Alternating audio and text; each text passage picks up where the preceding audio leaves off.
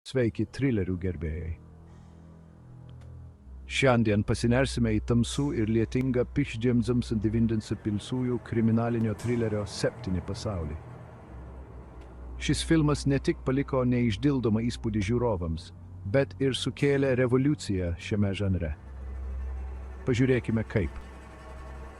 7 pasakoja apie detektyvus Williamą Somersetą, kurį vaidina Morganas Freemanas, ir Davidą Millsą, kurį vaidina Bradas Pittas. Jie seka serijinio žudiko, kuris savo nusikaltimus grindžia 7 mirtinomis nuodėmėmis, pėdsakais.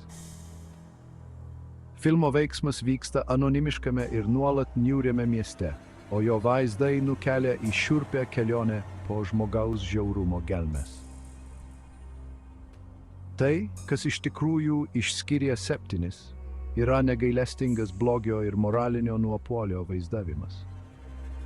Niūri ir žiauri filmo estetika ir šokiruojanti pabaiga pavertė jį kultinę klasiką. Kritikai gyrė Freemano, Pitto ir Kevino Spacey, kuris įkūnijo šaltakraujišką antagonistą Johną Doe vaidybą. Dabar pakalbėkime apie filmo kūrimą.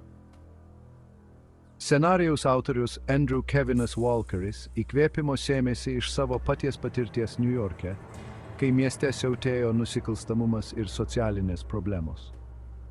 Jo tikslas buvo atspindėti šią tamsą savo scenarijuje ir mesti iššūkį žanro klišėms. Režisierius Davidas Fincheris, žinomas dėl savo vizualiai įspūdingų muzikinių klipų, 7 matė kaip galimybę įtvirtinti savo unikalų stilių.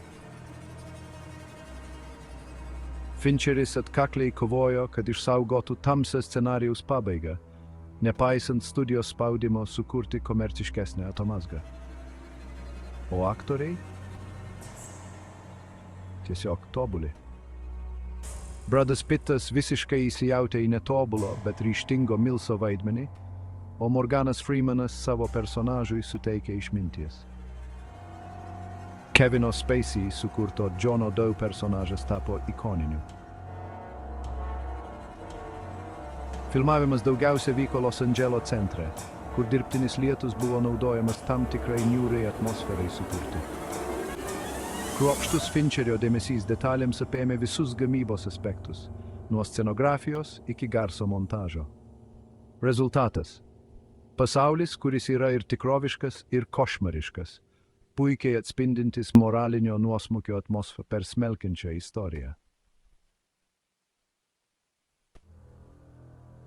Tačiau 7 įtaka neapsiribojo vien bilietų pardavimais. Jo įtaką galima pamatyti daugybėje filmų ir televizijos serialų, kurie perėmė tamsią nuotaiką ir žiaurų realizmą. Tik pagalvokite apie Pjūklą, Zodiaką ir net Batmaną. Vienas iš labiausiai įsimenančių filmo elementų yra ikoniška įžanginė seka, eilė nerimą keliančių vaizdų, leidžiančių pažvelgti į žudiko protą. Sukurta Kylo Cooperio, ji pakeitė požiūrį į filmų įžangas. Be estetinių ir pasakojimo naujovių, 7 ir toliau skatina diskusijas ir analizę. Jo nagrinėjamos amžinos temos, tokios kaip kova tarp gėrio ir blogio, nuodėmės prigimtis ir visuomenės abejingumas, tebėra aktualios ir šiandien. Nerimą keliantis filmo vaizdai ir verčiantis susimastyti pabaiga išlieka žiūrovų atmintyje ir įtvirtina jo, kaip modernaus šedevro, statusą. Tai jo istorija.